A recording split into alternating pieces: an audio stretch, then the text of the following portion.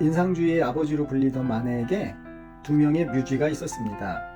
미술계 안팎에서 논란이 매우 심했던 올랭피아와 풀바디의 점심 식사의 모델이었던 빅토린 미랑과 그리고 기이한 작품으로 평가받는 발코니와 마네 최고의 수상화로 손꼽는 제비꽃 장식을 한 베르트 모리조성 모델 베르트 모리조가 그 두 주인공입니다.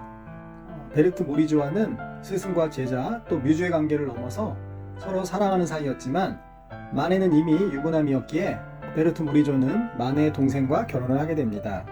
마네는 자신의 동생과 결혼을 시켜서라도 평생 베르트 모리조를 자신의 주변에 있게 하고 싶었던 것일까요? 당시 파격적이었던 마네의 작품들을 이 영상에서 만나보시겠습니다. 안녕하세요. 그림과 시를 사랑하는 박쌤입니다. 오늘은 명화 속 화가들의 뮤즈에 관한 세 번째 이야기로요. 19세기 인상파의 대부로 불린 에두아르 마네의 두 명의 뮤즈에 관한 이야기를 하겠습니다. 참 마네는 인상파의 대부로 불리긴 했지만 8번의 인상주의 전시회에는 단 한 번도 참가하지 않았다는 점이 좀 특이합니다. 하지만 당시 인상파 화가들은 물론 많은 예술가들에게 인기가 매우 높았던 인기쟁이였습니다.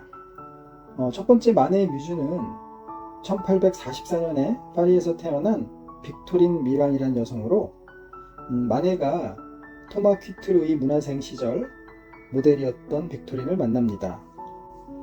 그리고 1862년 마네의 그림에서 처음 모델이 되었는데 빅토린 미랑이 기타를 들고 거리에 있는 것을 보았을 때 마네는 그녀에게 처음으로 끌리게 됩니다. 그녀는 세월라는 별명을 얻은 작은 키와 또 마네의 올랭피아 수채화 사본에서 매우 밝게 묘사되는 빨간 머리로 특히 눈에 띄었습니다. 1862년부터 1874년까지 빅토리는 마네가 가장 좋아하는 모델이었습니다. 1863년 마네가 그린 여성 누드 그림 올림피아는 1865년 살롱전에 걸렸다가 화단 안팎으로 엄청난 비난을 받은 작품입니다. 현재는 19세기를 대표하는 걸작으로 찬사를 받고 있는 이 그림의 여성 모델이 바로 빅토린 미랑입니다. 올랭피아라는 이름은 당시 매춘하는 여성들의 대표 이름으로 알려져 있으며 이 그림이 창부에 인상을 주는 데에는 그림 속 여인의 패션이 한몫을 하고 있습니다. 그림 속 여인은 완전히 벌거벗었음에도 목에는 벨벳끈을 둘렀고 호사와 나른함의 상징인 팔찌와 슬리퍼를 착용했습니다. 벨벳 목끈은 당시 무희나 창부들이 애용했던 장식이었고 또 벗겨진 슬리퍼는 순결을 잃은 여성들을 상징합니다. 그림에서 흑인 하녀가 꽃다발을 들고 있는 것은 지금 그녀의 고객이 문 밖에 와 있음을 시사합니다. 당시에 고양이 또한 난교를 하는 대표적인 동물로 여겨졌기에 이래저래 이 그림은 창녀를 그린 그림이 되어버렸습니다. 특히나 이 그림에서 빅토린 미랑은 당돌하게도 관람자를 쏘아보는 눈길이 아주 당당합니다. 벌거벗은 여자가 전혀 부끄러움 없이 사람을 쏘아본다는 것 자체가 당시에 충격일 수밖에 없었습니다. 마네의 또 하나의 핫한 작품인 풀바디의 점심 식사에도 빅토린 미랑이 등장을 합니다. 1863년도에 풀바디의 점심 식사를 살롱전에 출품을 했는데 당시 살롱전에 약 한 5,000점 정도의 작품들이 출품이 됐는데 그 중에서 3,000점 이상이 낙선을 하게 됩니다. 너무나 많은 작품들이 전시조차 할 수 없는 기회를 잃게 되자 그때 당시 나폴레옹 3세가 떨어진 작품들을 전시할 수 있는 기회를 만들었는데요. 그게 바로 낙선전이라고 합니다. 이 낙선전에서 처음으로 마네의 풀바디의 점심 식사가 전시되자 또한 많은 사람들에게 충격을 주게 됩니다. 마네가 이 그림을 그릴 때 참조한 작품은 조르조네의 전원음악회인데요. 두 그림을 살펴보면 전원을 배경으로 남녀가 어우러진 모습이 마네가 영향을 받은 것이 확실해 보입니다. 물론 전원음악회 속 여인들은 사람이 아닌 요정을 표현한 것입니다. 이 그림 속에서도 빅토리는 누드의 모습으로 무릎 위에 손을 얹고 관객들을 당당히 바라보고 있습니다. 나머지 세 사람의 시선이 모두 관객의 시선과 어긋난 것과 대비되게 자신만만한 존재로 묘사되어 있습니다. 마네에게 빅토리는 늘 주체적인 존재였습니다. 당대의 관객들이 마네가 표현한 이 주체성을 간파할 수 있었더라면 그렇게까지 흥분하지 않았을 것입니다. 왜냐하면 이상과 현실, 또 영혼과 찰나, 남성과 여성, 주체와 타자를 나누는 과거의 모든 이분법을 허물어뜨리는 빅토린의 시선에서 근대의 힘을 느낄 수 있었을 것이기 때문입니다. 한 작품을 더 보면 에스파냐 옷을 입은 빅토린에서 빅토린의 시선은 한 세기 이상 지난 지금도 변함없이 우리를 꿰뚫어 보고 있습니다.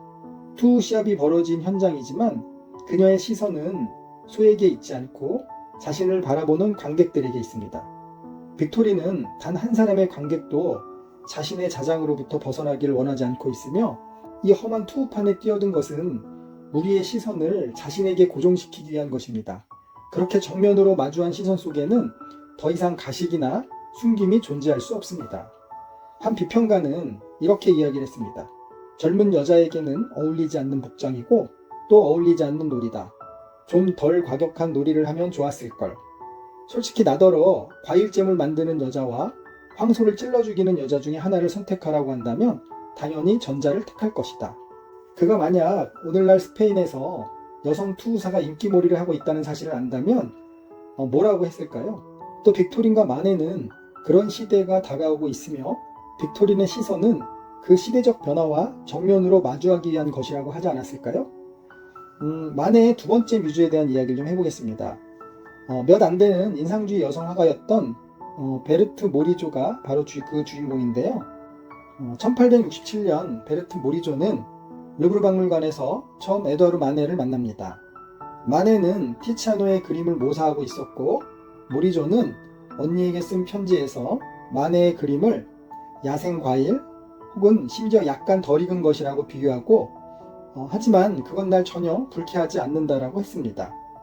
그녀에게 마네가 모델이 되어줄 것을 제안하자 흔쾌히 허락도 했습니다. 모리조는 마네의 작품 발코니를 시작으로 약 10여 점의 작품에 등장하게 되는데요. 모리조의 움푹한 두 눈은 지나치도록 강렬했으며 고혹적인 얼굴과 자태는 유부남이었던 마네의 마음을 흔들어 놓았습니다. 처음부터 마네에게 호감을 갖고 있었던 모리조였기에 두 사람 사이에는 에로틱한 감정이 금방 불타올랐습니다. 그림 속 앞 왼쪽에 앉아있는 여성이 모리조인데요. 그림에서도 모리조의 눈은 깊고 강렬하게 보입니다. 가운데 남자는 풍경 화가였던 앙투안 기르메이며 또 서 있는 여자는 기르메와 친분이 있는 바이올린 연주자 파니 클라우스입니다. 이들의 어깨 너머 잘 보이지 않는데 실내에는 마네의 아들 레옹의 모습도 보입니다. 그 당시 사람들은 이 그림을 아주 기이한 작품이라고 생각을 했습니다. 왜냐하면 감상자들이 그림을 바라보는 것이 아니라 그림 속 인물들이 감상자들을 보는 듯한 이 그림은 발코니라는 작은 공간 안에서 네 사람이 있는데 서로 다른 방향으로 바라보고 있으며 표정도 각각 다르고 다른 생각에 몰두한 듯이 보여 한 공간 안에 있지만 마치 다른 공간에 있는 것처럼 여겨졌기 때문입니다. 또 마네가 그린 최고의 걸작 초상화가 바로 제비꽃 장식을 한 베르토 모리조입니다. 밝은 회색빛 커튼을 배경으로 그려진 이 그림은 마네 초상화 작품 중 최고의 걸작으로 손꼽힙니다. 이 그림은 모리조가 마네가 죽고 난 후 경매에서 구매해 자신의 아뜰리에에 걸어둘 정도로 애정을 갖고 있었던 작품입니다. 마네와 모리조는 스승과 제자의 관계를 넘어 모리조가 마네의 뮤즈로 또 사랑하는 사이로 발전을 했으나 마네는 이미 자신의 피아노 선생님과 결혼한 상태였기에 모리조는 마네의 동생인 외젠 마네와 결혼을 하게 됩니다. 모리조 역시 명문 가문의 아가씨로 유부남과 스캔들이 난다는 것은 있을 수 없는 일이었고 마네는 자신이 사랑하는 모리조를 자신의 동생과 결혼시켜서라도 평생 가까이에 두고 보려고 했던 것 같습니다. 과연 이런 사랑이 어떤 사랑일지 저는 좀 궁금하기도 합니다. 오늘은 뮤즈가 둘이나 있었으나 현실에서 이루어지지 못한 마네를 생각하면서 모닥불이라는 시를 읽고 오늘 이야기를 마치도록 하겠습니다. 모닥불. 마주 앉은 모닥불의 열기가 외로움에 지친 나를 서서히 잠식해 간다. 야간 스키장의 조명은 이리도 선명한데 그리운 이를 불러내는 메모리칩은 암흑에 갇혀 있다. 큰 몸뚱이 일부를 잘라 어느 놈은 의자로 또 다른 놈은 불구덩이로 던져지는 생이별도 내 맘보단 나으리. 내 가슴 한켠 비워놓고 새방을 들인 지 오래건만 불 꺼진 빈방처럼 허전함이 짙음은 계절의 탓일까? 내맘 모른 채 정처 없이 타는 모닥불의 재 속에서 그 사람의 실루엣을 찾아 그리움을 달랜다. 제 유튜브를 보시고 감성을 키우시면 굳이 성형수술을 하지 않으셔도 동안으로 건강하게 사실 수 있습니다. 여러분들의 구독, 좋아요는 제게는 힘을 주는 에너지입니다. 감사합니다.